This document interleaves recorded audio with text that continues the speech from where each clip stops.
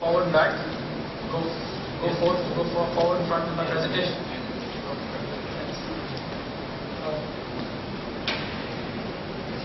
Can we have the presentation on?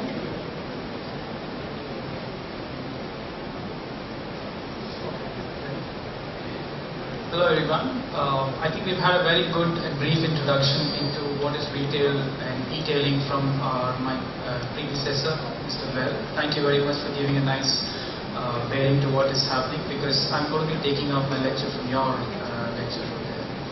My lecture is called Retail Lighting 2.0. 2.0 because now the question is, why is retail lighting 2.0? One reason being, there's an update in lighting technologies. We're moving from conventional to digital. So one of the first lighting technologies, does it have a pointer? Yes, it has a pointer.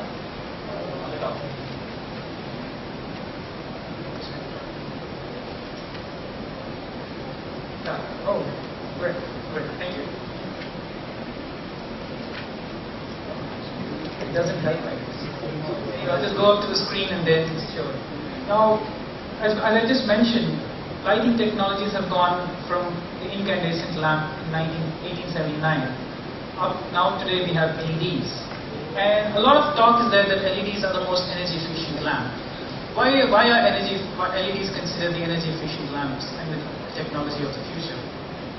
One of the reasons, and the most basic and simplest reason being, that the conversion potential of an LED from electricity to light is a lot more than an incandescent lamp. So if you look at the conversion potential of incandescent lamp, it converts only 10% of the electricity into light, rest 90% is wasted as heat. So that's why it's a very energy efficient lamp. Moving on to the second technology, which is the CFL lamp. It converts about 40% into light and the rest 60% is wasted as heat. And finally moving on to LEDs. LEDs convert almost 80% of the electricity into light and only 20% is wasted as heat. And you can see the image on the right. Those are just thermo imaging models of 3 lamps when they're lit up. The incandescent lamp, the bulb itself is in the red and the orange, which is the amount of heat that is generated. And you compare that with the LED lamp. The bulb itself is blue, which means it's a cooler temperature lamp. Whatever heat is lost is at the heat sink, which is below, where most of the electricity gets converted as light. And that's why LEDs are considered a lot more energy efficient. So tomorrow, the students, when they walk out and people ask you, why is an LED more energy efficient lamp? That's the simple and basic reason for all. Now this update has actually brought in a lot of maintaining a tight rein. So we have a lot of our clients, end users, saying that we need to maintain a tight rein on the budget and on energy consumption, because now we are using LEDs. And they're very right in saying that. So that's why we need an updated retail lighting strategy in trying to move further with our lighting design solution that we provide. Now, there's not only updated lighting technology, there's also a major update in the shopping experience, just that we saw. It's moving from, again, conventional to digital. We just saw in our last lecture, it's moving from brick and mortar to online. So today's retail store are actually going to be competing against e-tailing. So they need that much extra to make shoppers to come into shops and buy them. And I came across a very interesting book called The Buying Brain. And it explains the whole purchasing mindset of a customer or an end user. It says that for an effectiveness of purchase, of buying, it requires 3 elements. One is purchase, the second is novelty of the object, and 3 is awareness of the object. And what are the 3 things that make you do is the memory of the customer, the engagement of the customer, and the attention of the customer. Now I looked at this graph and said, me as a lighting designer and as a qualified architect, how do I come into the picture? And can I make any difference where I can tip this equilibrium towards my side, so that I can say that as a designer, hey, I made a difference. I obviously cannot do anything about the purchasing potential of the customer. Neither can I do anything about the novelty of the object that is being sold. What I can do is increase the awareness of the user or the end customer or the client. And what I can do for increasing awareness is by raising the attention levels of customers. So when I do a very good design, lighting design, it automatically attracts customers towards that place, and they say, hey, why is this looking so different than the others? What else I can do is increase the engagement by extending the time that a customer stays inside a shop. A person who is a normal window shopper, he'll just walk past a window. But imagine a window is very nicely lit. He says, hey, there's something really nice going on. Why don't I go inside a little bit more? So I increase that engagement for the customer. He goes inside the shop, he takes a look around, and I'm sure 9 out of 10 chances are that he's ended up going to buying something. So attention, engagement, ultimately the awareness of the customers. That's where the designers can come into play. Now, having said the basis for my lecture as to why calling it retail light, I would like to talk about the aims and objectives of the lecture. The aim is to leverage lighting to boost sales and obviously save energy. I'm working on 2 objectives. First is to develop lighting strategies for enhanced user experience and energy savings. And secondly, to provide some kind of recommendations to boost sales. And I would like to make a few disclaimers right at the beginning of this lecture. First is that these are not guidelines for design. This is just things that I've seen, observed, made a few literature reviews and put them in my presentation. So they cannot be taken as guidelines. They could be used as interesting pointers, but not as guidelines. And the case studies that I've used are something which were easy to find. So these are not the ultimate case studies for the strategies. I'm sure there are much better examples available, but given the time frame, these are the ones that I could get hold of to best explain my strategies and my recommendations. Moving on to strategies, I have 5 strategies. The first strategy is lighting to enhance the shopping experience. How does one enhance the experience? Is by creating visually distinct selling spaces. Now, this is a Snog frozen yogurt shop. And what the client decided to do was, apart from just buying yogurts, he said, I want to give my clients an experience to remember when they come into the shop. It's a very small shop, not a very big space, as you see. But what was done was, the ceiling was very interestingly lit by these LED globes, which are at different levels and are automated and intelligent lighting controls. So as and when people come in and go, depending upon the traffic pattern that comes, the lighting changes modes. It creates a completely different ambience for people who enjoy the yogurt. So they come inside, not only enjoy the yogurt, they also have very good lit space inside. So what you do is, lighting enhances the shopping experience. Not just the yogurt that you eat, the whole experience gets more interesting. An additional element that you can make your shopping experience more memorable is by adding theatricality. BVB Dortmund is a very famous football club in Germany, and they have a very strong fan following. So they decided, why don't we give something where the fans could actually come and enjoy, be a part of the entire BVB team. So they created something called a BVB World. So what happens in this BVB World is, clients can actually come and have an enjoyable experience. Actually, it's like a theater. They can buy merchandise and actually experience their players having a play. They can be a part of the entire walking experience. So this element of theatricality has been added so that kids get involved in this thing, their parents get involved, youngsters, old people, everybody who comes into this place, they have the feel that they actually are part of the bigger world of BVB and their own favorite fan club or fan football team.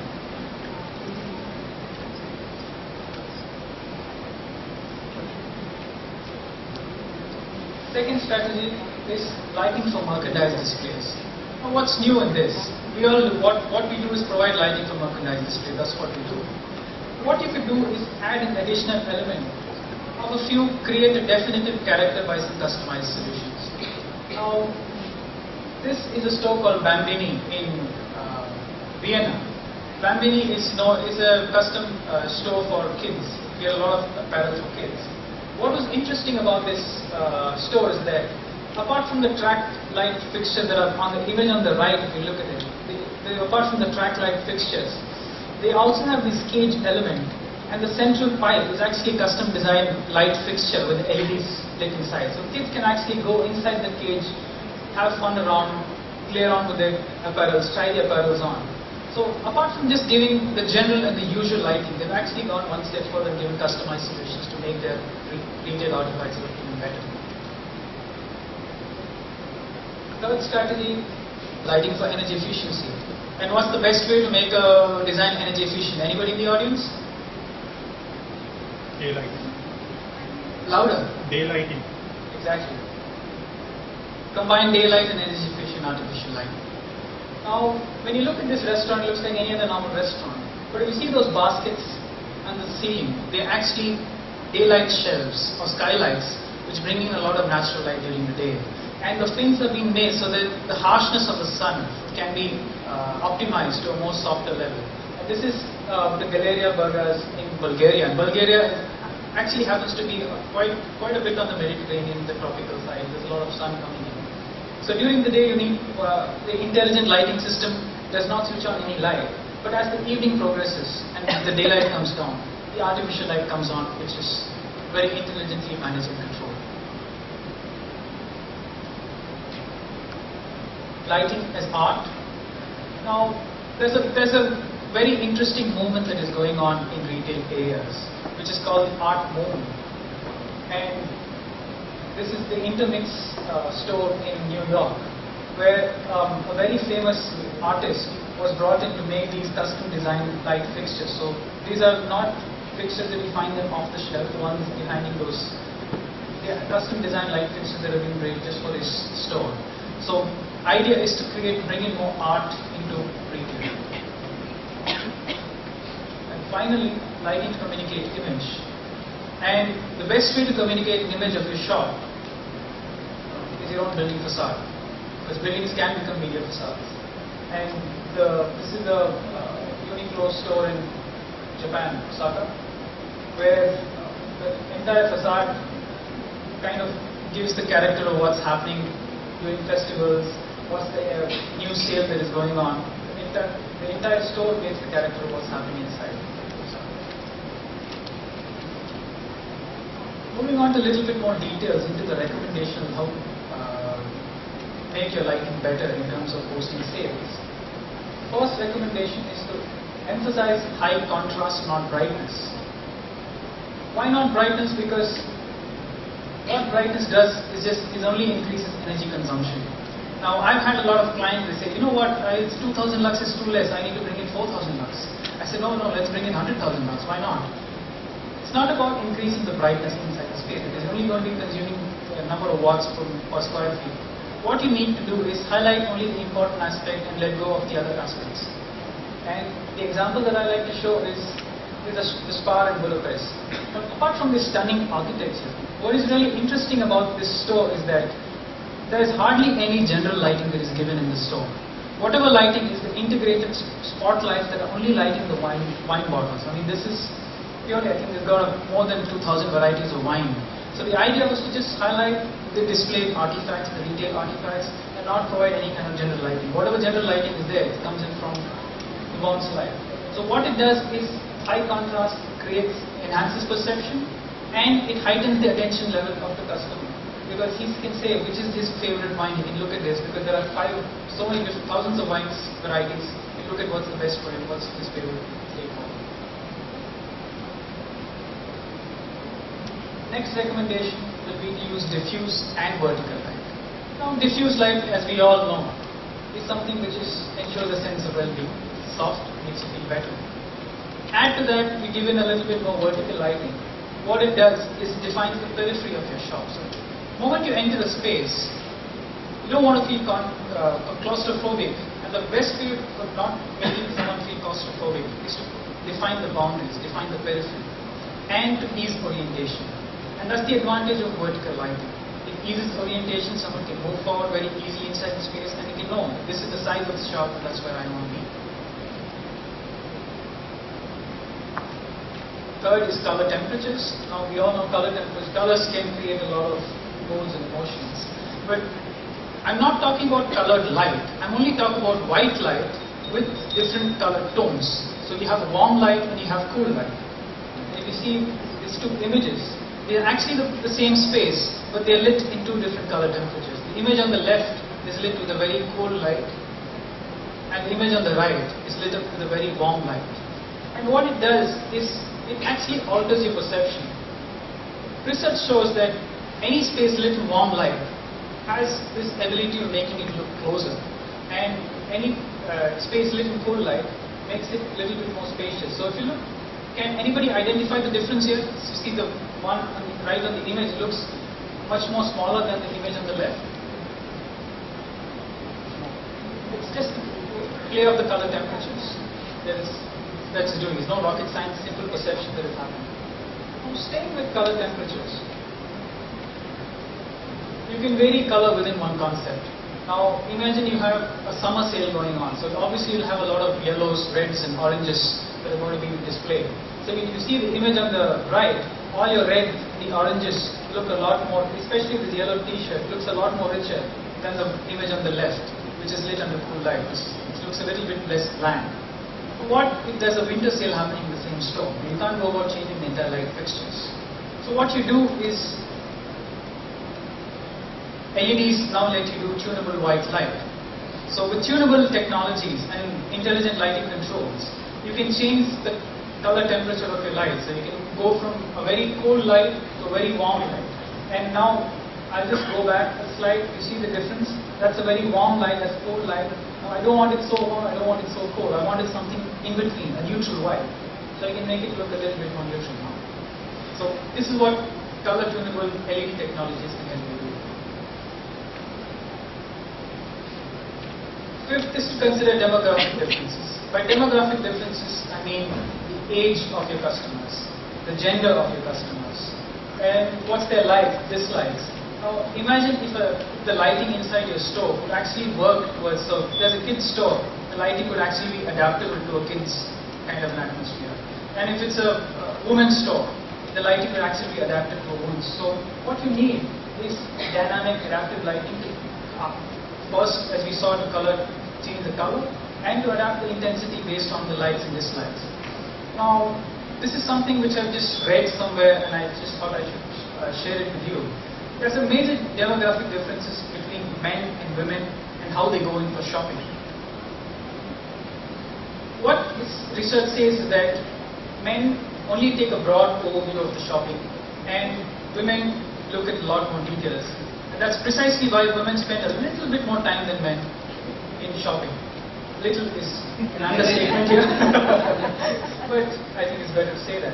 And this is the example in Barcelona, Bershka store. Now, Bershka is a very famous outlet for both men and women apparels.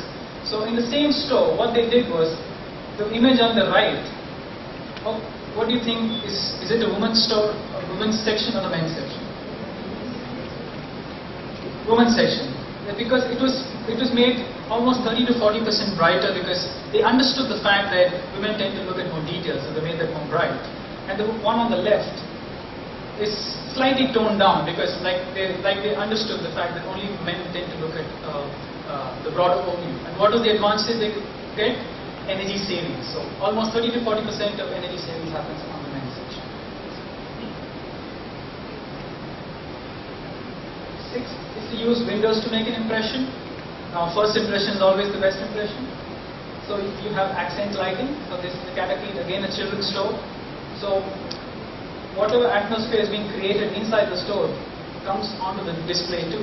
So the experience is a complete holistic experience, right from the time they enter the shop to what they go inside. The same experience of a very playful atmosphere for kids when they buy their apparel in the store. Time out. 2 more slides. Shelf lighting, this is very fast.